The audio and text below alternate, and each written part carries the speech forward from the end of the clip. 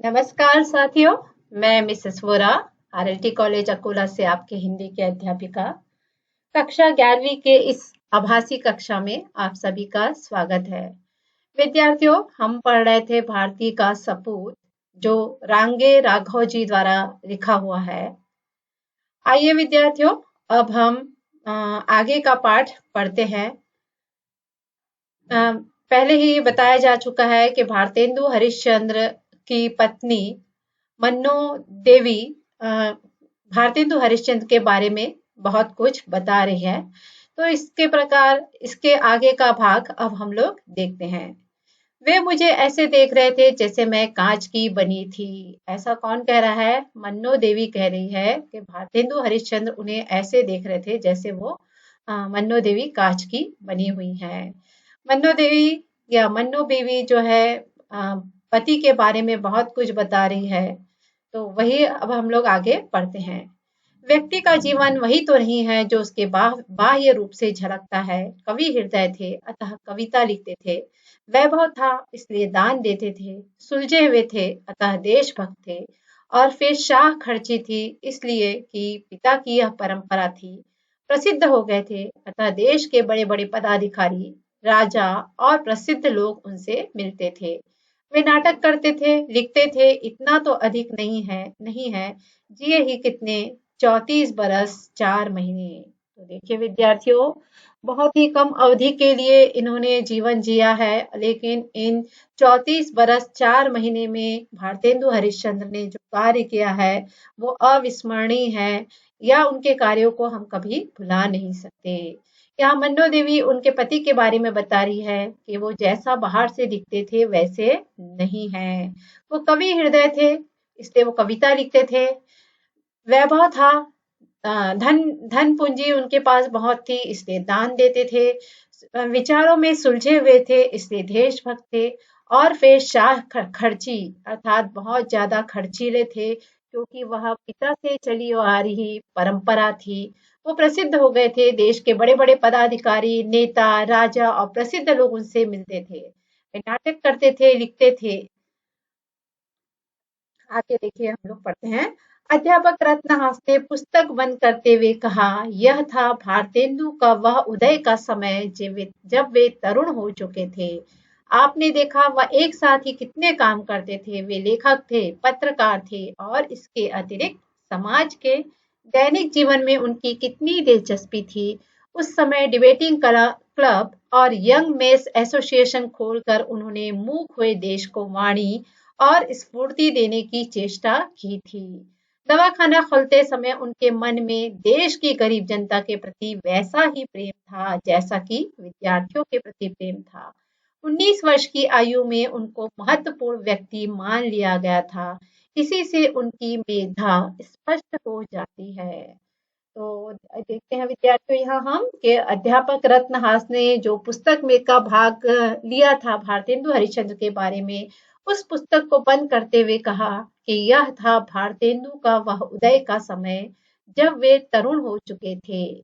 आपने देखा कि यहाँ पर उन्होंने ये बताया है कि भारतेंदु हरिश्चंद्र एक समय में अनेक कार्य करते थे। वे लेखक थे, पत्रकार थे, समाज के दैनिक कार्यों में उनकी दैनिक जीवन में उनकी दिलचस्पी थी।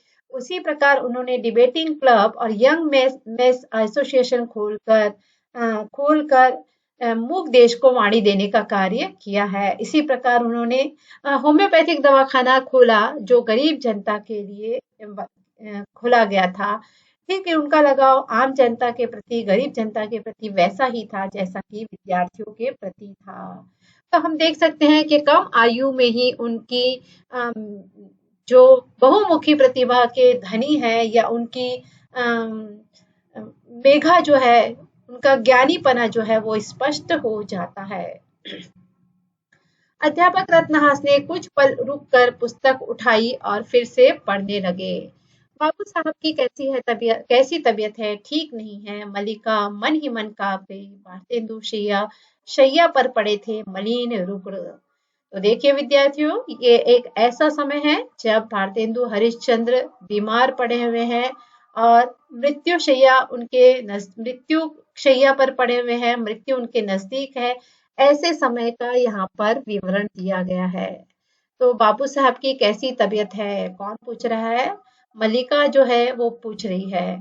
मल्लिका ने देखा तो आंखें फटी रह गई। कहाँ गया वह चपल रूप, वह दबंग उत्साह? यही तो था जो उन्मुक्त सा पथों पर गा उठता था, जिनमें अहंकार नहीं था, किंतु जागरूक स्वामी रक्त बीज की भांति बार बार उठता था, और जिनकी मुखरित चंचलता एक दिन काशी को गुंजाया करती थी। यही था वह कुलीन जो मनुष्य से प्रेम करना जानता था। यही था वह धनी जो उन्मुक्त हाथों से अपने वैभव को दरिद्र का आंचल भरने के लिए लुटाया करता था। वह भक्त था, वैष्णव था, और उसमें जीवन का सहज गर्व था। वह इतना प्रचंड था कि उसने अपना महत्व विदेशियों के अधिकार को भी मनवा दिया था। तो देखिए विद्यार्थियों, हम लोग इधर से देखते हैं। मल्लिका ने जब भारतेंदु हरिश्चंद्र को मृत्युशैया पर पड़े हुए देखा तो उसकी आंखें फटी रह गई, आश्चर्यचकित हो गई उसकी आंखें। कहाँ गया वह चंचल रूप, वह दबंग उत्साह? भारतेंदु हरिश्चंद्र का वह चंचल रूप, वह दबंग उत्साह कहाँ गायब हो गया? यही तो वह प्राणी था, या यही तो वह शरीर था जो उन्मुक्त सा पथों पर गा उठता था, जिसमें अहंकार की भावना कोई नहीं थी। एक जागरूक स्वामी रक्त बीज की भांति बार बार उठ जाता था, और जिसकी मुखरित चंचलता एक दिन काशी को भी गुंजाया करती थी। यही था वह व्यक्ति जो मनुष्य से प्रेम करना जानता था। यही वह धनी था जो उन्मुक्त हाथों से अपने वैभव को किसी गरीब का आंचल भरने के लिए लुटाया करता था। वह भक्त था, वैष्णव था, और उसमें जीवन का सहज गर्व था। वह इतना प्रचंड था कि उसने अपना महत्व विदेशियों के अधिकार को भी मनवा दिया था। अर्थात भारतेंदु हरिश्चंद्र के इन अनेक गुणों के सामने, इन गुणों के को विदेशियों के को भी उन्होंने मनवा दिया था कि भारतेंदु हरिश्चंद्र में इतने गुण भरे हुए हैं, या इतने ज्ञानी हैं वो, दानी है, वैष्णव है, ब्राह्मण है। इस प्रकार से उनके बारे में ये बातें कही गई है। वह निर्भीक व्यक्ति देश में सुधार करता घूमता था। उसने अतीत के भव्य गौरव का स्वप्न साकार कर दिया था। उसके प्रेम गीतों ने सारे भारत को ढक लिया था। यही था वह जो अपने खाल बेचने को तैयार था, परंतु याचक से ना नहीं कर सकता था। तो देखिए विद्यार्थियों, ये भारतेंदु हरिश्चंद्र के गुण के बारे में, उनके वैभव के बारे में, उनके व्यक्तित्व के बारे में यहाँ पर बातें कही गई है कि भारतेंदु हरिश्चंद्र एक निर्भीक व्यक्ति के रूप में देश में सुधार करते हुए घूमते थे। उसने अतीत के भव्य गौरव का स्वप्न साकार कर दिया था। उनके प्रेम गीतों ने सारे भारत को ढक लिया था, और यही था कि जो अपनी खाल तक बेचने को तैयार था, परंतु याचक के सामने वह मना नहीं कर सकता था।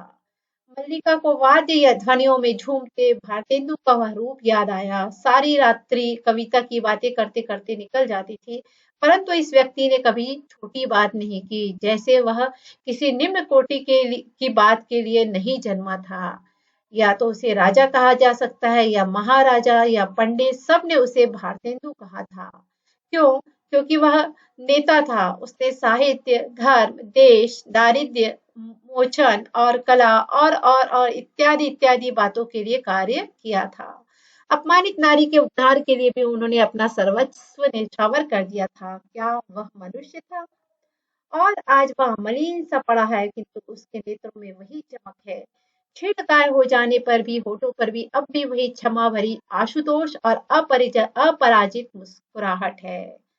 मल्लिका देख रही है मृत्युशैया पर पड़े हुए भारतेंदु के को, और उनके गुणों के बारे में वो बहुत कुछ याद कर रही है कि क्या ये वही भारतेंदु है जिसने देश के लिए, साहित्य के लिए, धर्म के लिए, कला के लिए और अपमानित नारी के उद्धार के लिए कार्य किया है। भारतेंदु छिड़काए हो जाने के बाद भी उसके होठों पे आज भी वही अपराजित मुस्कुराहट है। मल्लिका चिल्ला पड़ी स्वामी, और दारुण वेदना से भारतेंदु के पांव पकड़कर फूट फूट कर रोने लगी। मल्लिका चिल्ला उठती है स्वामी करके, और दारुण वेदना से, यानी वेदना के साथ भारतेंदु हरिश्चंद्र के पैर पकड़कर फूट फूट कर रोने लगी।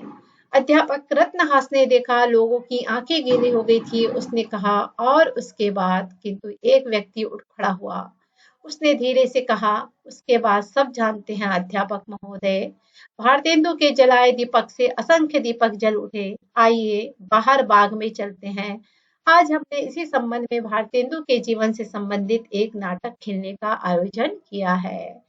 तो देखिए विद्यार्थियों, अध्यापक रत्नहास ने भारतेंदु हरिश्चंद्र की किताब के बारे में, किताब से बहुत कुछ बातें कही और उनके जीवन के बारे में बहुत सारी बातें बोली गई थी उस जन्म तिथि को मनाने के उपलक्ष्य में।